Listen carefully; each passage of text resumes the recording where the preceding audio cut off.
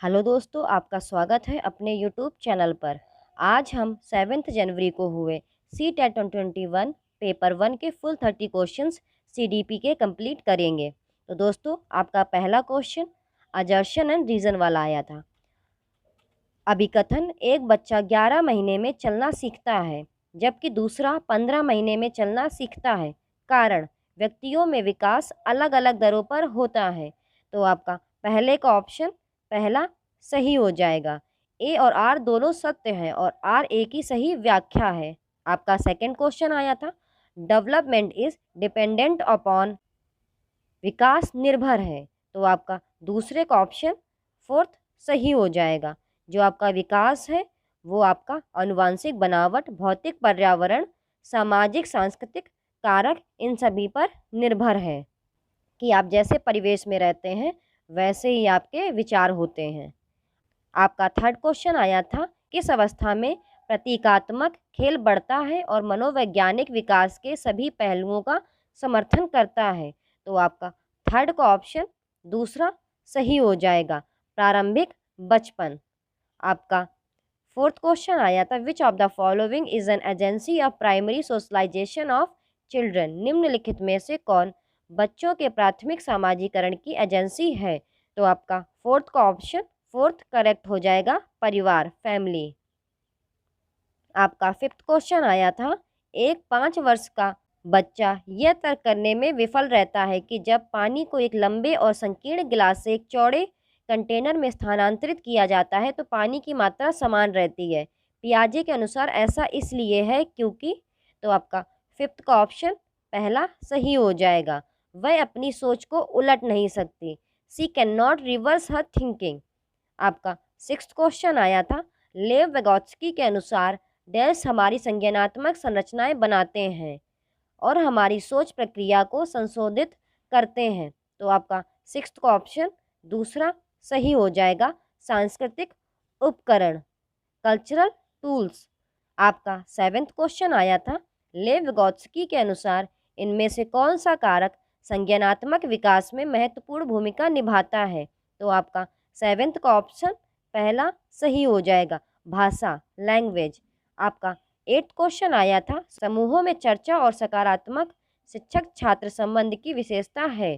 तो आपका एट्थ का ऑप्शन पहला सही हो जाएगा, प्रगतिशील कक्षा, प्रोग्रेसिव क्लासरूम। आपका नाइन्थ क्वेश्चन आया था, in a child centred classroom students, बाल केंद्रित कक्षा में विद्यार्थी। आपका नाइन्थ का ऑप्शन दूसरा सही हो जाएगा, ज्ञान के सक्रिय निर्माता हैं। आपका टेंथ क्वेश्चन आया था, व्यक्तियों का तर्क है कि कोलबर्ग के चरण में सही कार्रवाई विवेक के स्वाद चुने हुए नैतिक सिद्धांतों द्वारा परिभाषित की जाती है। तो आपका टेंथ का ऑप्शन फोर्थ करेक्ट हो जाएगा, सार्वभौमिक नैतिक सिद्धांत, यूनिवर्सल एथिकल प्रिंसिपल्स। आपका 11th क्वेश्चन आया था, जिन व्यक्तियों में दूसरों के उद्देश्यों, भावनाओं और व्यवहारों को समझने की क्षमता होती है, हार्वर्ड गार्डनर के सिद्धांत में उनके साथ बंधन डैश बुद्धि पर उच्च है। आपका 11th का ऑप्शन दूसरा सही हो जाएगा, अंतर्वैयक्तिक, इंटरपर्सनल। आपका 12th क्वेश्चन आया था, as children enter the school, जैसे ही बच्चे स्कूल में प्रवेश करते हैं। आपका 12th का ऑप्शन पहला करेक्ट हो जाएगा, उन्हें अपनी मातृभाषा में बोलने की अनुमति दी जानी चाहिए क्योंकि अभिव्यक्ति महत्वपूर्ण है। आपका 13th क्वेश्चन आया था, लड़कों को अक्सर कार और यांत्रिक ब्लॉक उपहार में दिए जाते हैं जबकि लड़कियों को गुड़िया और खेलने के लिए ड्राइंग की आपूर्ति उपहार में दी जाती है। यह अनुचित प्रथा दर्शाती है। तो ऑफकोर्स ये आपका जेंडर बायस शो करेगी। लिंग पूर्वाग्रह, तो 13th का ऑप्शन आपका तीसरा सही हो जाएगा, लिंग पूर्वाग्रह। आपका 14th क्वेश्चन आया था, एक शिक्षक को छोटे बच्चों के अपने आप से जोर से बात करने पर कैसी प्रतिक्रिया देनी चाहिए। तो आपका 14th का ऑप्शन तीसरा सही हो जाएगा, इसे प्रोत्साहित करें क्योंकि यह स्वनियमन की सुविधा प्रदान करता है। आपका 15th क्वेश्चन आया था, कक्षा में प्रश्न पूछने के बारे में निम्नलिखित में से कौन सा कथन सही नहीं है। तो इसमें आपका पहला ऑप्शन सही हो जाएगा, छात्रों को प्रश्नों के उत्तर देने के लिए कहने का मुख्य उद्देश्य उनका परीक्षण करना। आपका 16th क्वेश्चन आया था, समावेशी शिक्षा की आवश्यकता है, तो आपका 16th का ऑप्शन तीसरा सही हो जाएगा। छात्रों की आवश्यकता के अनुसार उचित आवास। आपका 17th क्वेश्चन आया था, निम्नलिखित में से कौन सी सीखने की अक्षमता हाथ से आँख में समन्वय, संतुलन और मैनुअल निपुणता की क्षमता को प्रभावित करती है। हिंदी काफ़ी टफ होती है क्योंकि ये गूगल ट्रांसलेटेड होती है, तो एक बारी आप इंग्लिश को ज़रूर प्रीफर करिए। विच of the following learning disability impacts the ability of hand eye coordination, balance and manual dexterity. तो आपका 17th का ऑप्शन फोर्थ सही हो जाएगा, डिस्प्रैक्सिया। आपका 18th क्वेश्चन आया था, दृष्टिबाधित छात्रों के सफल समावेश के लिए एक शिक्षक को चाहिए, तो आपका 18th का ऑप्शन पहला सही हो जाएगा। परिवेश में सचित्र किसी भी चीज के लिए मौखिक स्पष्टीकरण जोड़े। आपका 19th क्वेश्चन आया था, जनजातीय समुदायों के छात्रों के सफल समावेश के लिए एक शिक्षक को निम्न से बचना चाहिए, तो आपका 19th का ऑप्शन फोर्थ करेक्ट हो जाएगा। शिक्षण अवधारणाएं उनके जीवन के लिए पूरी तरह अप्रासंगिक हैं। Teaching concept totally irrelevant to their lives. आपका 20th क्वेश्चन आया था, दिव्यांगता वाले छात्रों को शामिल करने के लिए उपयुक्त रणनीति का निम्नलिखित में से कौन सा जोड़ा सही ढंग में मेल खाता है, तो आपका 20th का ऑप्शन दूसरा सही हो जाएगा। ऑटिज्म, जितना हो सके उसी शेड्यूल से रहें। आपका 21st क्वेश्चन अजर्शन एंड रीजन वाला आया था, तो आपका अभिकथन दिया गया था, शिक्षकों को निर्णय लेने में छात्रों को शामिल करना चाहिए और सक्रिय कक्षा में भागीदारी को प्रोत्साहित करना चाहिए। कारण, अधिगम सीधे शिक्षक से विद्यार्थी तक पहुंचाया जाता है, तो आपका 21st का ऑप्शन तीसरा सही हो जाएगा। ए सच है लेकिन आर गलत है।